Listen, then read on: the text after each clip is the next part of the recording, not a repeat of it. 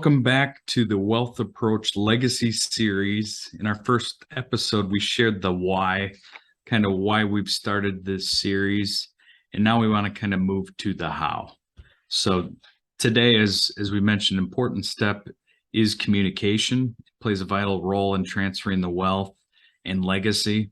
So let's start to talk about the how with the second episode. And I think we're going to start off by sharing a story of a client experience from well over a decade ago that I think kind of shifted our mindset as to move the industry forward from just the investments and really get kind of planning communication overall. And the family story was roughly the following, where you had a family business, many years, very, very successful, transitioning to retirement. So in this case, the father had gone through a lot of planning, a lot of thought to get to retirement. The transaction goes through, the planning is all complete, and within a month, the father passes away. And it was a terrible tragedy and such. But going back over a decade ago, there was no communication between the father in this case and his spouse and the family. So he left his spouse ill prepared for anything that was to come on top of the tragedy of losing her husband at the time. And it really just was a catalyst for us moving with, including both spouses, and really move to the communication and get things going. So I think that's, again, a story as to the why that's led us to this one today. And today I'm joined by Angela Grannan, Wealth Advisor with the team, and we want to dig into the how. So welcome, Angela. Thank you. Happy to be here. So let's get started. What do we typically, how do you get started? Well, I mean, just to, kind of agree with what you're saying. I think losing a loved one it's very hard and it's a very stressful time. And then to have the additional stress of, not really knowing about your financial picture just adds a whole nother level of stress. So, I think that communicating between spouses and sitting down and really sharing,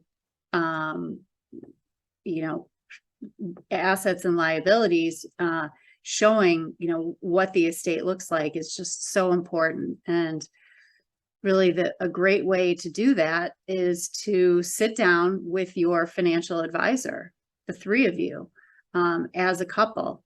And typically what we'll have is a net worth statement for you to look at, which what do you include on there?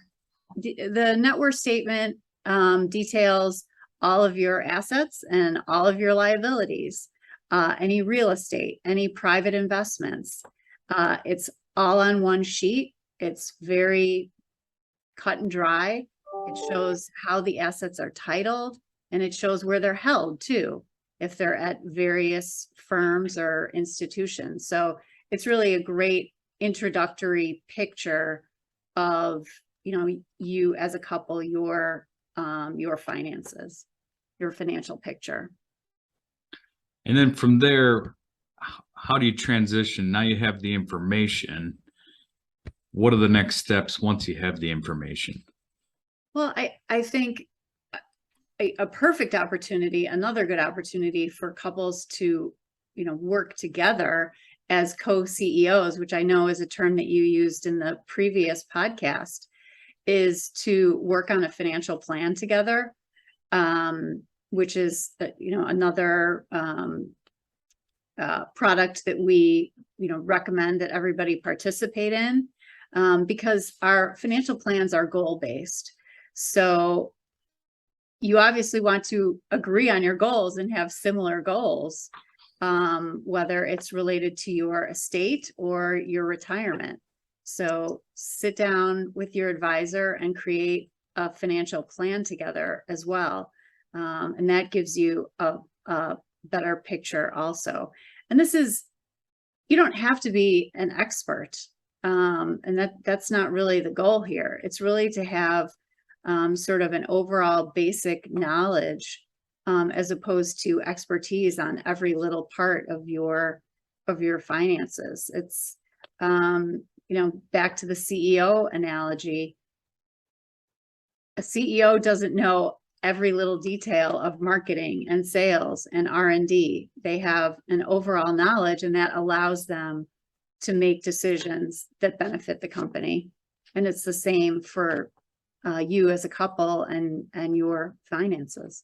If I'm listening to this right now, Angela, and you're talking about a financial plan, and I know I have more than enough, or my family, we have more than enough, what are the reasons we still might want to walk through the financial planning process to do that, even though there's more than enough in the family? Right. There are a few reasons. First off, you want to make sure that things are titled correctly, because ultimately you want to avoid probate, and the financial plan feeds into your estate plan, which is the next step. How do you want your assets distributed to your kids, to a charity? So all of these pieces fit in together and help to effectively transfer your estate the way you want it transferred, and to ultimately, avoid or minimize taxes. Well, and to your point, just to for me personally, I was never a big believer of the financial plan, going back years and years. And to what you just said, I think is important for you listening or watching, that the financial plan really helps. What's the most you're going to need, right? With all the goals, all the expenses you could think about. And when there's more than enough, you want to know what that total amount is. Once you know that and you're comfortable with that, you can really move to that legacy and estate discussion, as you said, Angela. All right, this we're not going to need. What's the way we can effectively transfer this, avoid taxes, future taxes, you name it, and really build the legacy? Could be charitably, could be what have you. And I think it's important that financial plan really helps to identify a lot of those things for families. Mm-hmm. Absolutely. So now as you walk through the financial plan, where do we go from the financial plan? You know what you need, what's in place. Well, then it's a perfect opportunity and time to sit down with an estate planning attorney and, really iron out your estate and how you ultimately want it distributed. So there's a definite process, but in the end, it becomes a much smoother transition, and it avoids these issues that JR brought up at the beginning, related to our client, who really came into a situation totally blind. Oh, and when you walk through this process, right, I think a lot of families like to do it in bits and pieces, and maybe it doesn't all fit together. And when you think about the estate planning, if you kind of walk through, number one, here's where you are as a family on one page, your assets, your liabilities, insurance, as you said. Number two, here's what we need, the most money we'll need to support our lifestyle goals, future. And then you get to the estate at the end, you really have a better idea of what you want in your estate plan. And I think it makes for a much smoother process. You're going to understand it a little bit more because you've walked through the first two steps to get to that. And again, if you're doing this as a family with both spouses, that communication of understanding, I think that's one thing we try to do and educate is keep things simple. Bring it down to a level that both spouses and family understands what's in place. And then it helps for everybody being comfortable to voice their views, what they want to see, and what changes might be within that. Yeah, no, I totally agree. And, this is, our financial lives can be complex, and it can be complex things that we're talking about. So I think that it's just, A, it's important to share the knowledge. And B, it's, as I said before, it's important to not feel like you have to be an expert. That's what you hire us to do. That's what you hire an estate planning attorney to do, but to have good overall knowledge so that, you know, if and when something happens, you and your family are prepared. And it's one less thing to worry about. And I think last time we talked about what does a team look like you need for your family? What kind of experts, what kind of credentials, you name it, to kind of help your family from beginning to end. And I think when you think about understanding a lot of this, I think the estate gets very, very complicated. And you should not be afraid as a family to walk through it 3 or 4 times to really get a grasp as to why you might do this or what you want to do, because some of these decisions are permanent, right? Yeah. And you really want to make sure, and it's okay to take those 3 or 4 times. So I think as you're thinking about the team you're working with, don't be afraid to go back a number of times to really get a grasp, because once you have your estate in place, what's the next level? What are some steps after that as you prepare, Angela, thinking about, I've walked through my net worth, I know the financial plan, the estate plan's in order. Mhm.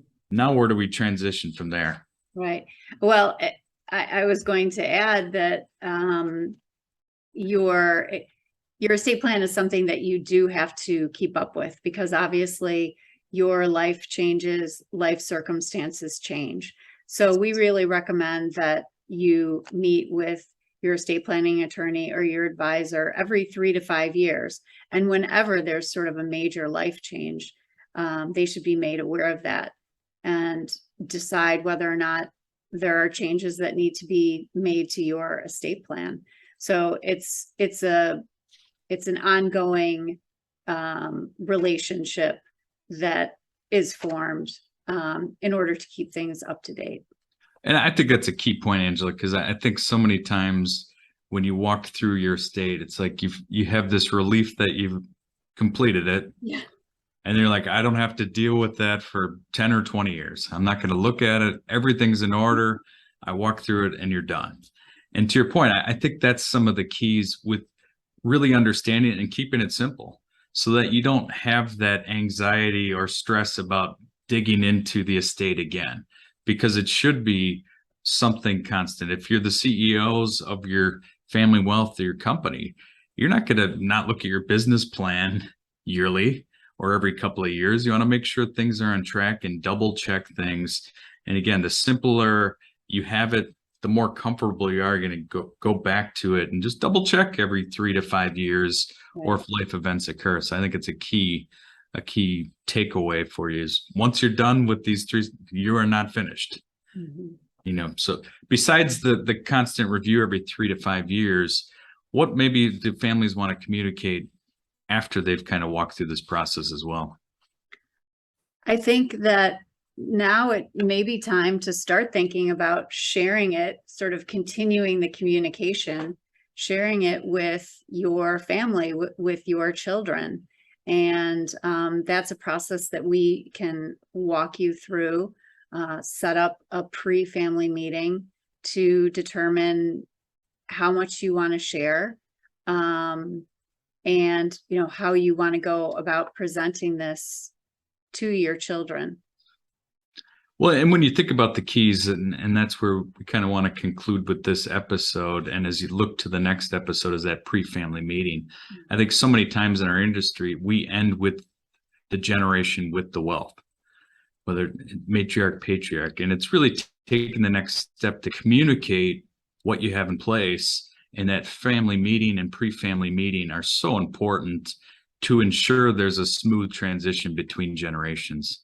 Mhm. So with that, I want to thank everyone for listening to our second episode, and our third episode will be focused on pre-family meetings. Thank you.